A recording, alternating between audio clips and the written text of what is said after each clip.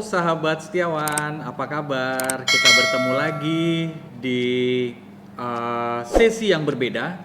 Hari ini kita akan bicara soal power versus force. Karena hari ini kita akan membahas sebuah buku dari seorang tokoh yang namanya David Hawkins. Dia menciptakan sebuah buku yang namanya Power versus Force, tentang energi yang negatif dan energi yang positif. Power itu adalah energi sejati, yang dimaksud adalah energi yang positif, sedangkan force adalah energi yang negatif. Sahabat setiawan, pernahkah merasa hal-hal yang negatif? Atau Anda berada dalam situasi yang sedang positif? Tapi hari ini kita akan belajar tentang peta pikiran yang diciptakan oleh Dr. David Hawkins. Ya, mari kita belajar sama-sama kondisi apa yang sedang saya alami hari ini dengan peta kesadaran dari David Hawkins. Selamat belajar. Saya akan memperkenalkan sosok David Hawkins. Dia adalah seorang peneliti sekaligus seorang dosen dan seorang psikiater. Dia memiliki buku yang berjudul Power versus Force. Nah, buku ini menilai dan memberikan skala kesadaran manusia dari level terendah hingga level tertinggi, dan bagaimana kita bisa memetakan kita di kondisi yang mana. Kita akan belajar banyak dari David Hawkins. Di bukunya dia memakai tes kinesiologi untuk mengukur energi yang dikeluarkan oleh manusia dalam skala kesadaran tertentu dari satuan 0 sampai 1000 poin. Power ini bisa kita klasifikasikan adalah kekuatan sejati. Sedangkan force adalah kekuatan yang dipaksakan. Hari ini kita akan belajar bagaimana kita memetakan energi kita hari ini. Kita akan dibantu oleh Dr. David Hawkins. Dia sudah menciptakan sebuah peta kesadaran. Ya. Dia mengatakan bahwa peta kesadaran adalah suatu alat yang paling kuat dalam mengejar prestasi untuk pertumbuhan diri.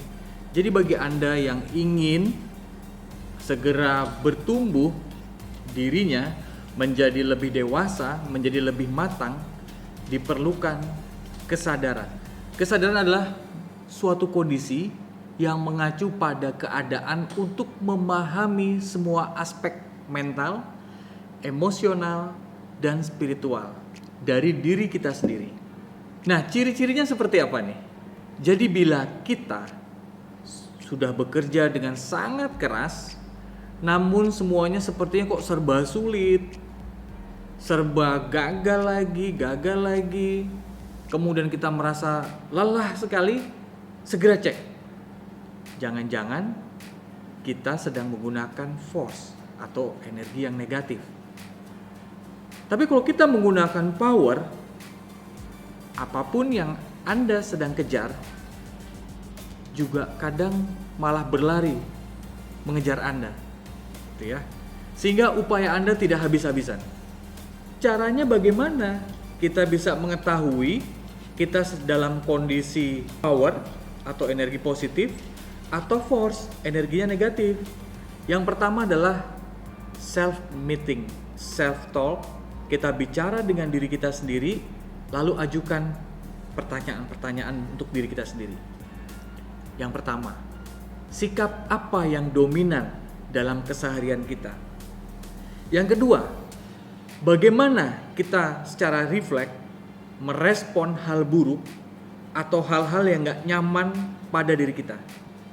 Yang ketiga, apa yang ada di dalam hati kita ketika kita berinteraksi dengan orang lain? Yang keempat, emosi apa yang dominan dalam keseharian kita? 17 kesadaran manusia, tingkat kesadaran manusia menurut Dr. David Hawkins. Force atau energi yang negatif. Yang pertama adalah shame atau malu. Nilainya 20. Pada tingkatan ini seseorang merasa tidak berharga, mengarahkan diri untuk membenci dirinya sendiri. low self-esteem, dan merasa sengsara. Yang kedua, guilt atau bersalah. Nilainya 30. Ini juga sama, termasuk energi yang negatif. Karena dia merasa bersalah, kecenderungannya untuk memanipulasi cara berpikir sendiri, tidak bisa memaafkan dirinya sendiri atas kejadian masa lalunya. Dan punya tendensi destruktif, nyalahin orang lain atau menyalahkan dirinya sendiri. Atau bahkan yang paling enak adalah menyalahkan lingkungan sekitar. Guilt, merasa bersalah. Nah, yang ketiga adalah apatis. Nilainya 50. Emosi dari apatis ini adalah putus asa, tidak punya harapan, dan bergantung pada orang lain. Bentuknya ketidakberdayaan, merasa nggak mampu, merasa nggak bisa ngapa-ngapain. Yang keempat, grief atau kesedihan. Nilainya 75. Merasa sedih atau kehilangan. Melihat dari sudut pandang bahwa sesuatu itu adalah tragedi untuk dirinya. Cenderung menyesali perbuatan yang telah terjadi. Sehingga perasaannya sedih, nilainya 75. Yang kelima, fear atau takut, nilainya 100. Selalu melihat dunia sebagai sesuatu yang berbahaya dan tidak aman. Merasa cemas. Pada tingkat ini, Anda akan merasa dihantui, banyak kecemasan dan rasa takut atau sesuatu yang belum terjadi. Yang keenam, desire atau keinginan. Skalanya 125.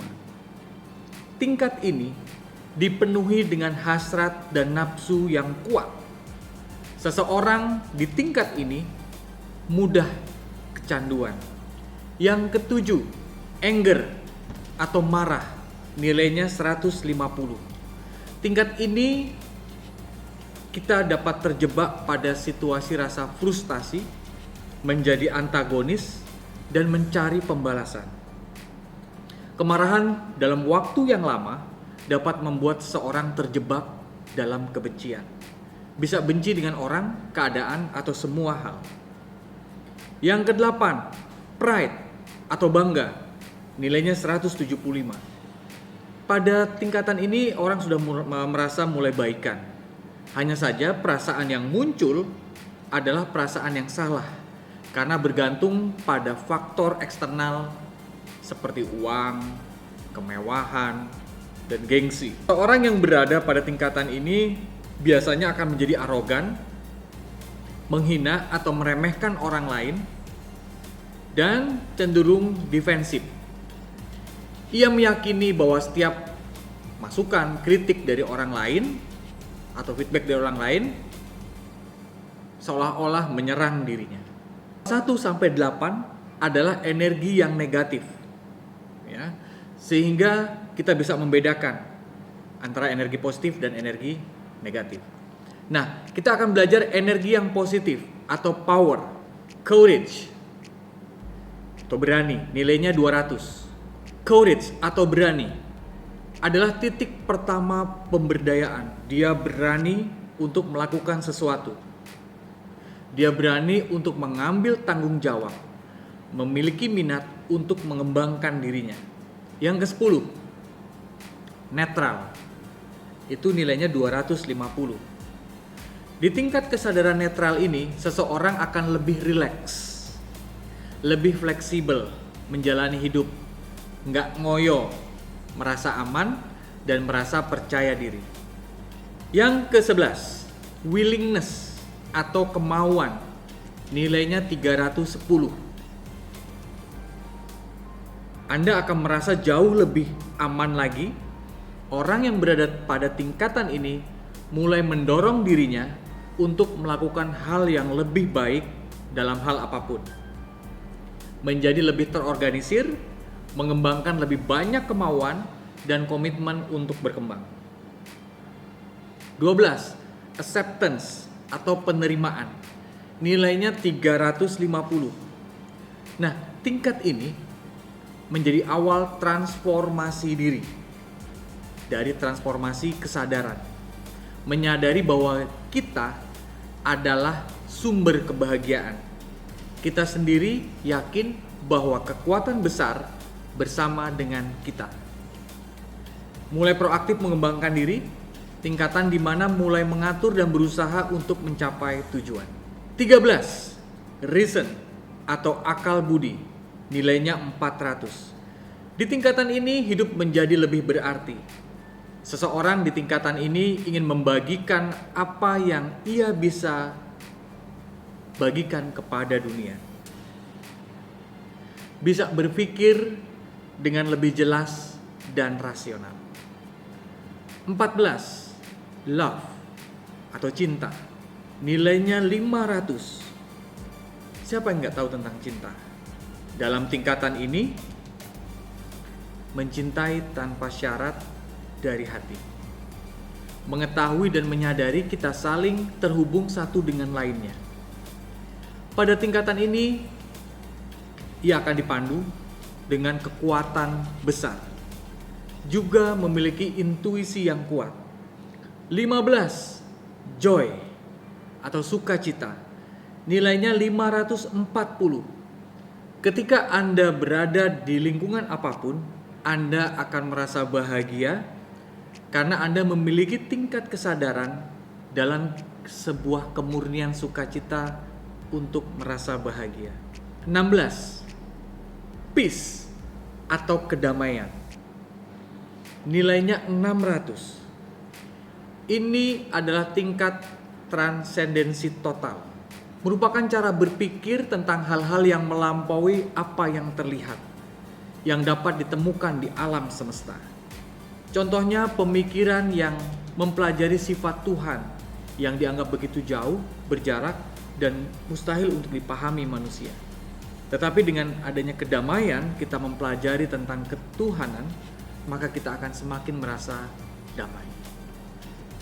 Yang terakhir adalah nomor 17, enlightenment atau pencerahan. Nilainya 700 sampai 1000. Ini adalah tingkat kesadaran manusia yang tertinggi, di mana umat manusia berpadu dengan sifat-sifat keilahian.